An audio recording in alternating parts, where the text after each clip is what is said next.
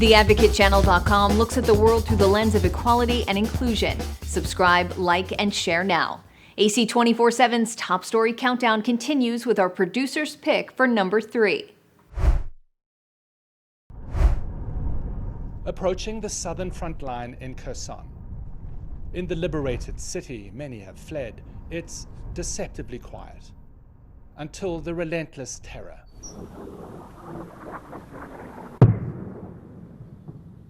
The often indiscriminate, almost daily Russian shelling. We've come to investigate a very deliberate horror of the Russian occupation. So the children who stayed here were under 5 years old mostly. This orphanage had more than 40 children here. Olena was a nurse here for 17 years. Not a single child is left. Пустота. Зупинилося все. I feel emptiness. Emptiness. Everything has just stopped, she says. The children had everything. They were so happy. The children were happy. Було все. Now it's just silence. And small reminders of them. Their names still on each locker. The Kherson Children's Home is now a crime scene. Дітей забрали. They warned us to collect their clothes, says Olena. The Russians and collaborators called in the evening and said to prepare the children for the morning. The buses arrived at 8. The heartbreaking scenes captured for Russian propaganda, shared on a Russian MP's Telegram channel. The bewildered children, taken from their beloved nurses in October, transported to Russian-occupied Crimea or Russia itself, say Ukrainian investigators. But instead of hiding this alleged war crime, Russians advertised it. Children will be taken to safe conditions in Crimea, he says. I'll definitely go and visit. Investigators say it was part of a premeditated Russian mission to take Ukrainian children. They even targeted hospitals. There was a lot of pressure by the Russians to take these children. Weren't you afraid? Було страшно, очень.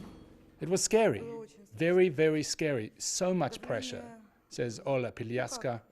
Twice a day they demanded we show them lists of the kids to take to Russia. So Ola and her team came up with an extraordinary deception. They hid orphans in the ICU. And they forged medical assessments, saying healthy children were severely sick. They even faked an emergency ventilation, she says. We understood that the Russians and collaborators would not forgive us, she says. We knew there would be serious retribution. We understood this. But they took the risks and managed to save children. And a critical care nurse took it a step further.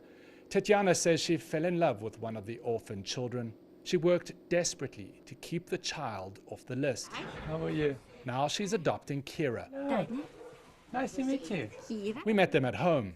A Ukrainian mom with her treasured Ukrainian child. Kira.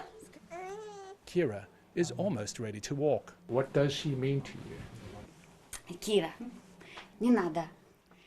She means everything to me, says Tatiana.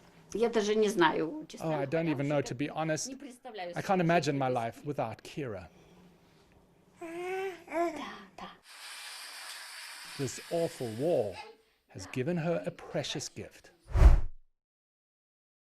Like the Advocate channel on Facebook for the best way to get updates on stories that advocate for equality, justice, our rights, and more. AC 24/7 continues with today's top 2 pick.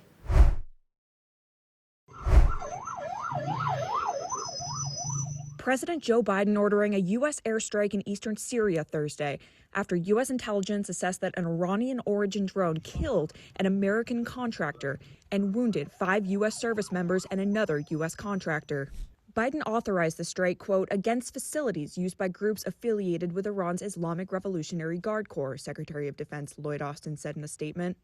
The Department of Defense said it, quote, took proportionate and deliberate action intended to limit the risk of escalation and minimize casualties. The U.S. military maintains approximately 900 U.S. troops in Syria, some of which are there as part of a coalition to defeat ISIS. But those forces are often under attack by Iranian proxies.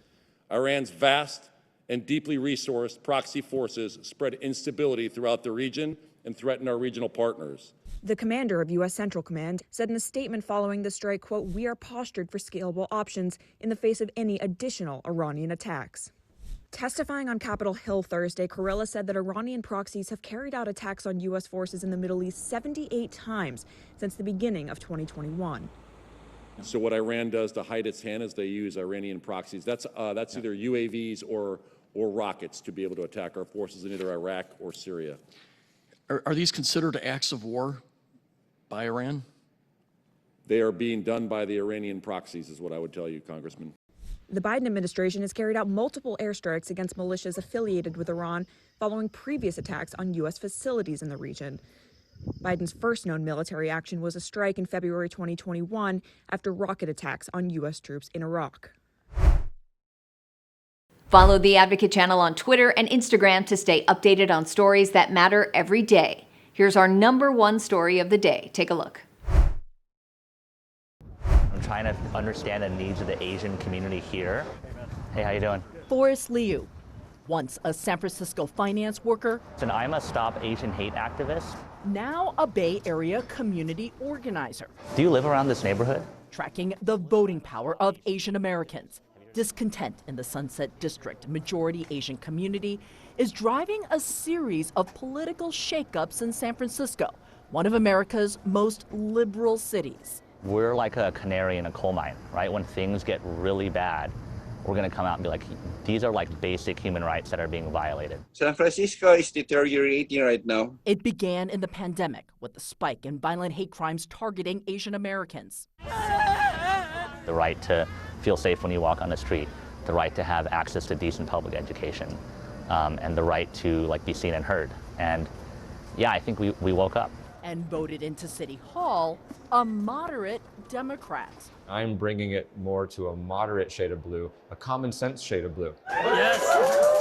Joel Engardio, elected in November, beat the Chinese-American incumbent, becoming the first non-Asian in 2 decades to represent this majority Asian district. Ni hao, wu jiao, in jia li. Voters overlooked race and supported Engardio's campaign on public safety, merit-based public schools, and cutting red tape for small businesses.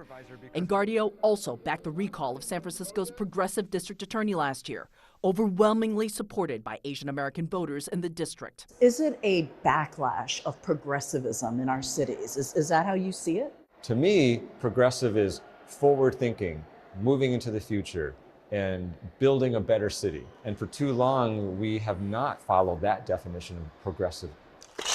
One of the Chinese mothers who campaigned and ushered in Engardio's upset is Aline Ju. I'll just pick this name because it's Asian. That's how I used to vote. That is not a good way to vote. Something turned on during the pandemic and sort of lit a fire. Go to the school board, thank you. It began with her anger at the public schools. She says the school board put progressive politics over classroom needs during the pandemic. Ju is one of the Asian parents who drove the successful recall of 3 school board members. What happened to the Democrats in the city, in your opinion? I think they have gone too extreme to the left. I think we need to get back to the basics and focus on making sure the cities are safe, making sure we have high quality education. I know of folks that have traditionally voted Democrat that are now voting Republican because they do not feel that the Democratic Party is representing them. That is a warning sign for Democrat and civil rights attorney Charles Jung and for National Democrats in 2024. You saw a substantial double-digit erosion of support from Asian Americans from this midterm election to 2018. And incidentally, it's not just Asian Americans. You saw the same thing among Hispanic voters. Is your race a warning signal to National Democrats? San Francisco, the most liberal place in America, is saying, enough, we want safe streets, we want good schools. So that should tell anyone, pay attention. Thanks for watching the Advocate Channel's top stories. We're on Facebook, Twitter, TikTok, and YouTube. Follow, like, and share, or check out advocatechannel.com for even more stories that advocate for you.